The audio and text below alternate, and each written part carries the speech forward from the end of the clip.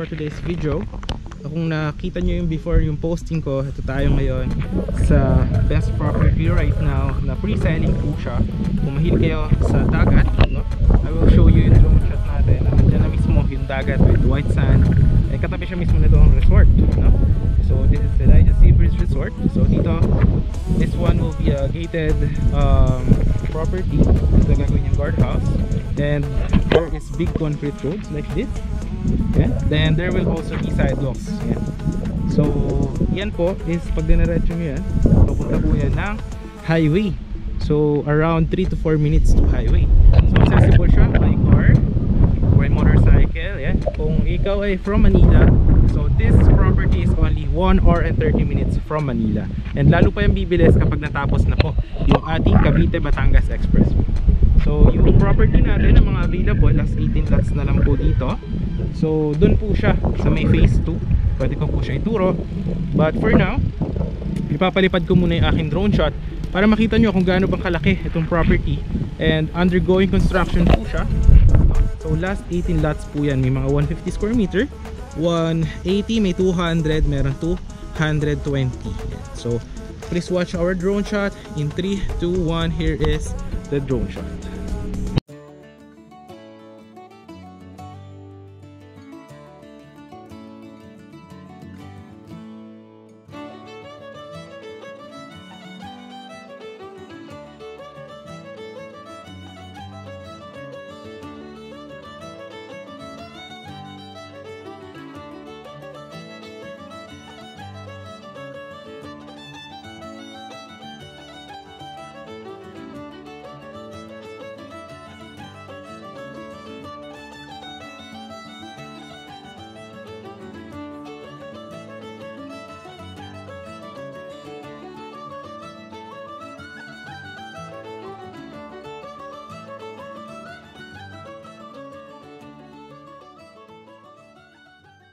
Guys, nakita nyo naman yung ating drone shot. So, nandyan lang siya. So, dito yung guardhouse. One way in, one way out.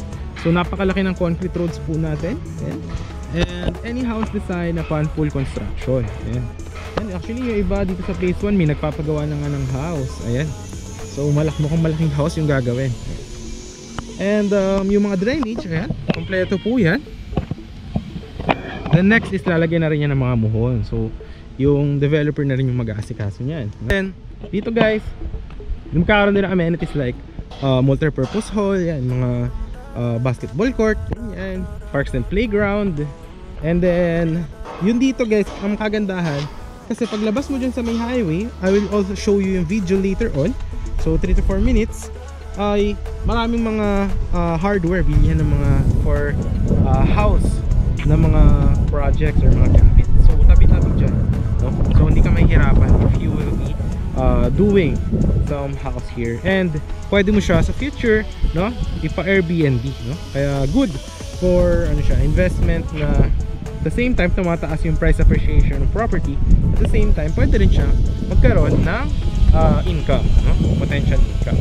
Ayan. So dito sa resort, papakita ko rin yan mamaya.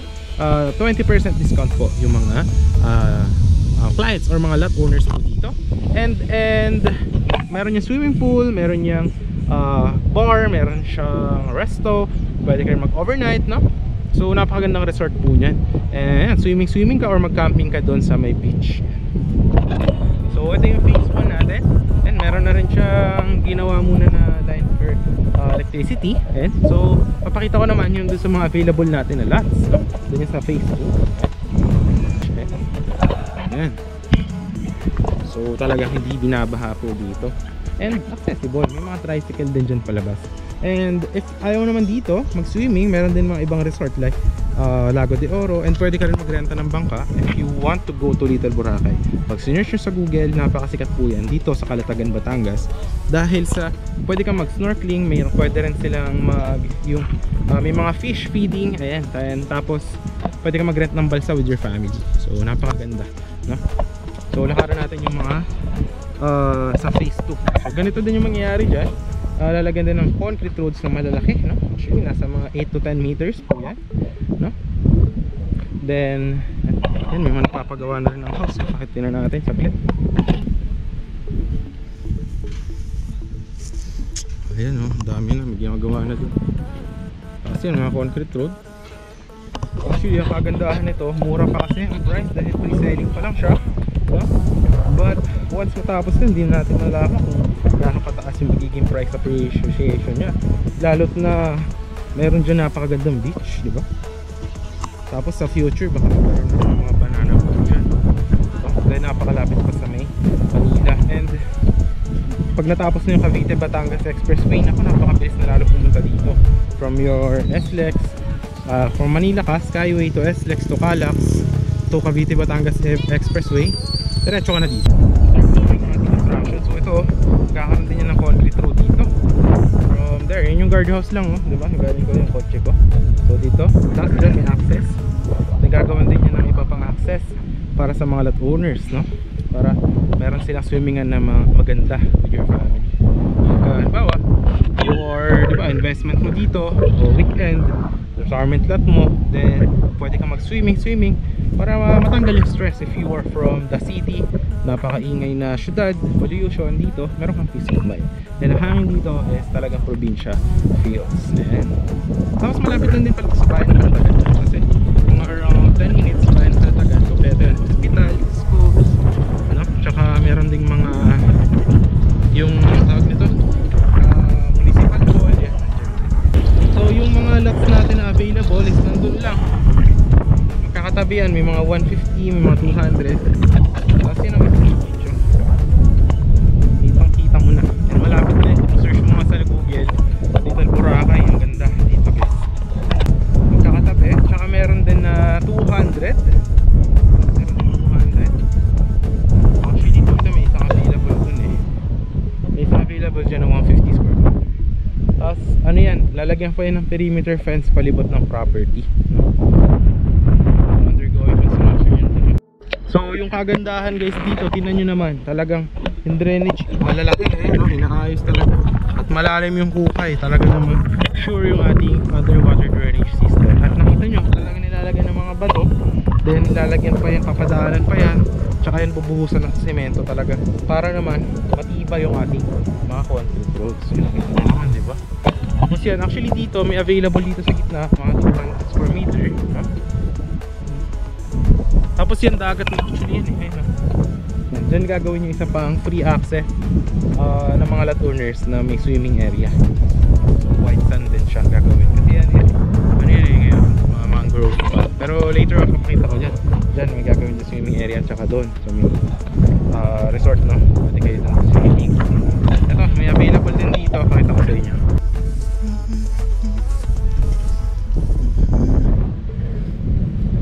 Then guys, so yan, may mga available din pala dyan, may mga available din dyan na 150. Ang kagandahan yan, ang likod nyo, yan, kita nyo na yan, yung mga puno dyan.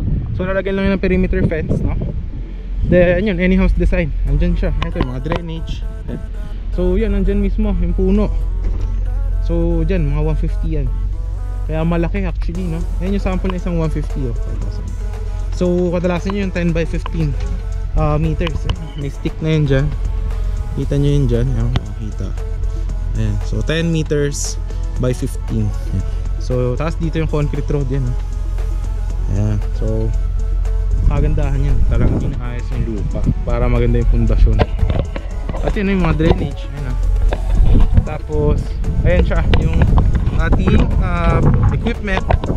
Kasi syempre ayusin muna yung ganito para malagyan ng mga drainage, diba? Kita nyo, diba? Actually may available din dyan, 150. So last 18 lots, may mga 150 din guys, sa may access from lot kanina na pinuntahan natin. Papunta naman tayo sa beach. Ayan, dito, kapag mga lot owners, dito yung access nila. So diretso lang dyan. Alright, so tara. So mga ano lang siya, actually 1 minute walk. Kaya tayo pumunta ng beach. Yan yung beach. Ayan. So puntahan natin. Maganda dito mag-swimming mga hapon, malamig-lamig. Pag ngayon, medyo mainit, mga 3:30. Ayan. Kaya iitim na ako nito. Joke. Patan. Magpapatan. Ayan o, dyan na siya o. So, puntahan natin. Tapos pwede rin kayo dito mangisda. Ayan o. So babayaran nyo na lang. Free fishing rod. Pwede kayo mangisda. Meron dyan hipon, tilapia, bangus. Yan. Tapos yan, kung mahilig kayo mag-fishing, Tapos yung makikilo, yun na lang yung babayaran nyo. Pwede nyo ihawin or tapos yan, para ma-maintain yung kalinisan ng ating beach, meron ditong shower, meron ditong CR, toilet, yan, para ma-maintain yung kalinisan. So ito, yan, meron dyan shower, yan, tapos meron dyan toilet, yan o. Alright, tapos yan, pwede rin kayo dyan mag-rent ng mga kubo, yan o. Tapos doon, pwede rin kayo mag-swimming pool. Ano lang naman ang day tour dyan, 120 pesos. May 150 pesos. Yan yung mga CR. Ito. So yan, may shower yan. Para pwede kayong mag-shower muna before maligo. May toilet din. Yan. So kung natatay ka. So yan, may beach. Pwede kang maghugas dito. Tapos dito pag gabi, may ilaw yan. Pwede ka mag-campsite dito sa ating mangrove forest. Yan. Kasi ito na yung White Sand Beach. Kaya ganda talaga investment siya. Pwede ka magpa-Airbnb, diba? Nang bawa, natapos na yung pre-selling investment, nagtayo ka dyan ng house, gawin ng Airbnb. Dito yung mga tao nag-swimming sa beach. Napakagandang white sand, diba? Tapos, ang kagandahan dito sa dagat nito, hindi siya biglang lalim. Yung dagat dito, good siya para sa kids, malinis. Tapos kahit na malayo-layo na, hanggang dito pa lang yung tubig. Yan dyan. So hindi siya biglang yung lubog parang sa mga Puerto Galera. Biglang lalim, hindi siya ganun. So ayan, ganyan yung dagat eh. Kita nyo naman oh. Diba? Malinis yung white sand na to. Ayun oh. Ayun yung mga balsa. Ayan. Doon ka pwede mag-camping. Yung mangrove forest. Doon.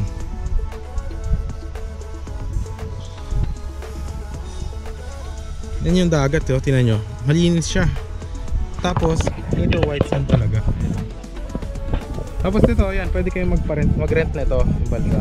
Pwede kayo mag-rent ng bangka. Doon actually mga 10 to 15 minutes Little Boracay na. Yung sikat dito sa Calatagan. Tapos dito, pag mga alas 5, ang tubig niya nandito banda. Low tide, pa low tide na yan. Pag mga high tide, nandito lang yan banda. Diyan sa may puno dyan. And that's it. Kaya napakaganda na ng beach dito. So yan guys, pwede rin kayo dito mag-rent ng mga kubo. Tapos ang inyong view is ito, yung dagat. Kasi napakaganda, no? So dito pagkagabi umiilaw yan. Sabi ko sa inyo na dito meron mga paggabi acoustic band yan. Dahil dito pwede ka magkain-kain dyan. As dito pag mga events place, may events place center din. Ito yung swimming pool. Ito kasi yung swimming pool kung gaano kaganda. Tsaka malinis talaga. Ayan. Then dyan pwede ka pag kami mga event, multi-purpose hall, events place, mga debut, ganyan, pwede rin dyan. Then ito yung Elijah Seabreeze bar, or makikita nyo.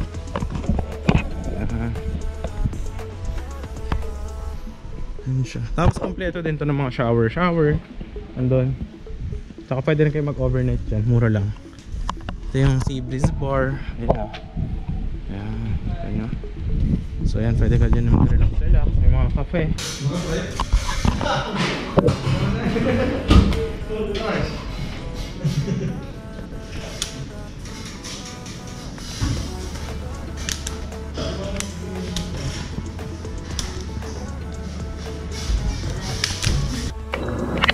Dito guys, may resto din, tsaka milk tea, tsaka bar.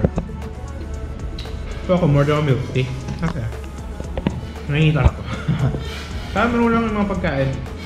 Gusto nyo mag-relax eh, no? May restaurant, may pool, di ba? Ganda. Tsaka sarap ng milk tea.